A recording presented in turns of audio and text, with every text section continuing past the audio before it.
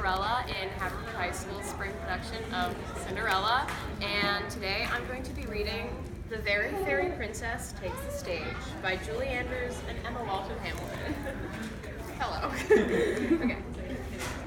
Hi, I'm Geraldine. I'm a fairy princess. I know that I'm a fairy princess because I feel it inside, a sparkly feeling of just knowing in my heart. Also, I do everything the fairy princesses do. I wear twirly dresses with wings and a crown, of course, help friends in need, and solve problems whenever and wherever I can. But I really let my sparkle out when I sing and dance. Fairy princesses have a lot of flair. Guess what? Madame Danielle, my ballet teacher, has made up a new show for our spring performance. It's called The Crystal Princess. I am perfect for the starring role because I already have the costume and the accessories. And since I really am a fairy princess, I'll be a natural. Fairy princesses are very practical. Unfortunately, Madame Danielle has a different idea. She wants me to play the court jester because I am so ebullient. I think that's a kind of suit, but she says it means enthusiastic, so I guess that's okay. Tiffany gets to be the Crystal Princess. She's a good dancer and really pretty, but she doesn't have a clue how to be a princess. I give her some of my best tips, but she isn't very interested, and Madame Danielle reminds me that there is room for only one ballet mistress in the company. Fairy princesses can sometimes be perfectionists. Mrs. Yamamoto brings in our costumes for a fitting. Tiffany's dress is perfect, all shimmery and sparkly, and it twirls around her when she spins. It has a matching crystal tiara that twinkles in the light. Everyone makes a big fuss. My costume is a huge disappointment. It's red and yellow, not my favorite colors, which are pink and purple. It's very short. It has a silly hat and pointy shoes with bells on them.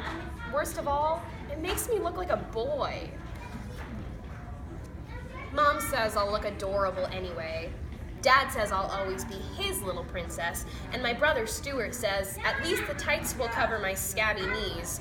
This doesn't make me feel any better. A jester is sort of like a clown. I have to hold a stick with a funny face on it, so I pretend it's my fairy wand. I also decide to wear my crown under the silly hat. Fairy princesses never go anywhere without a crown. On the night of the show, everyone is excited, especially Tiffany. I'm having a hard time finding my sparkle. In the first dance, I trip over my pointy shoes. I throw in a few extra jetés to cover up, but the bells on my silly hat are so annoying. Then I step on Tiffany's toe. I do my best to keep smiling. A fairy princess has to keep her chin up, no matter what. In the carnival scene, which is my big solo, I drop my stick. When I bend to pick it up, my crown slips out from under my hat. I pirouette off stage, waving my arms and pretending it's all part of the show. But now I feel less sparkly than ever. At last, we get to the wedding scene, which is the grand finale. Tiffany walks down the aisle, step together, just like a perfect princess. She looks gorgeous in her shimmery dress. The music swells. Ramon, who plays the prince, is waiting for her. He lifts up her veil, and Tiffany's shining crystal tiara topples right off her head. It clatters onto the stage. Then Ramon turns around and accidentally steps on it with a crunch. Everyone gasps. Madame Danielle, who is playing the minister, is horrified. Then she looks right at me. I put both hands on my head. Even a fairy princess finds it hard to give up her most precious possession. But Tiffany looks so sad, and a crystal princess really needs to sparkle.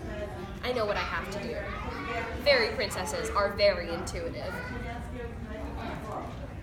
My crown fits Tiffany perfectly.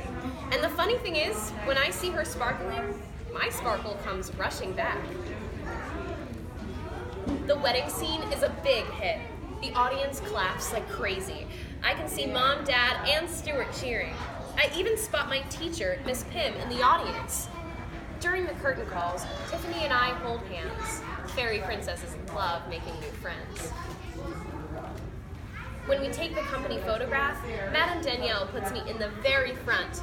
Afterwards, she gives me the jester's hat and stick as souvenirs. Tiffany gives me my crown back. It feels extra sparkly. On the way home, Stuart tells me I was really cool in the show. Mom keeps hugging me and stroking my hair. Dad says, I knew our fairy princess would come through.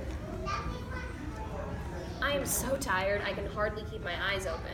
Daddy carries me to bed and Mommy kisses me goodnight. Just as I'm about to fall asleep, I see my jester's hat on the bedpost. One of the bells is sparkling in the moonlight. Suddenly, it doesn't seem like such a silly hat after all. Even a fairy princess is allowed to change her mind. The end.